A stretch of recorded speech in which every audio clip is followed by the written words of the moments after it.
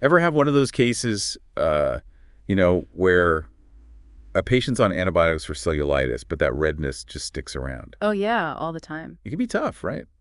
Trying to explain why their foot's still red even though the infection's clearing up. It really is. It speaks to how we explain things to our patients, how we manage their expectations about recovery. And that's exactly what we're diving into today. A case of a 41-year-old male who presented with cellulitis in his right foot. He gets the standard treatment with Fluclox, but even after 3 days, the erythema was still very much there. Yeah, classic scenario. But it brings up a good point. We often tell patients they should see improvement within 72 hours. But it's not always that cut and dry, is it? Improvement with cellulitis, it's usually a gradual thing, and different symptoms, they resolve at their own pace. So you're saying it's not like all the symptoms just disappear at the 72-hour mark? Exactly. Some things like the warmth and tenderness, they might improve pretty quickly, but that redness, the erythema, that often lags behind. So even though the infection's being tackled, the patient might still be looking at a very red foot for a while. Right. And that's where this patient-centered follow-up study that we're looking at today, it really shed some light on things. Okay, what did they find?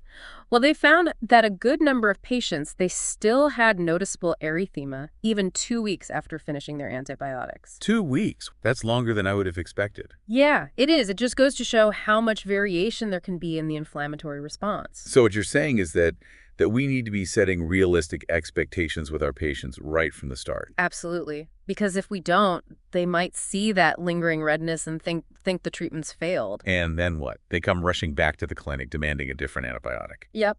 Or even worse, they end up in the ER, worried sick. All because they didn't realize that some redness is normal, even after the infection is gone. Exactly. So it's really all about communication.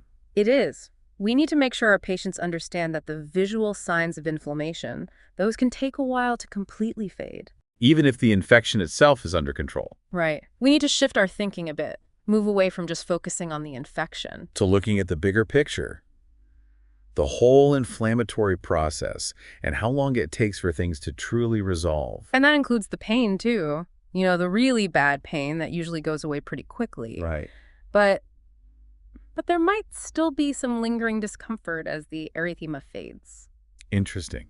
It's like we need to be thinking about pain management even after the antibiotics are done. Exactly. I think it's a good reminder that sometimes the most powerful tool we have is clear communication, explaining things to our patients, really listening to their concerns. That can make all the difference in their recovery. It can. It builds trust. It reduces anxiety. It really empowers them to be active participants in their own healing. And hopefully it helps them avoid unnecessary trips back to the doctor. Exactly. So, yeah, a good reminder for all of us, I think. Absolutely.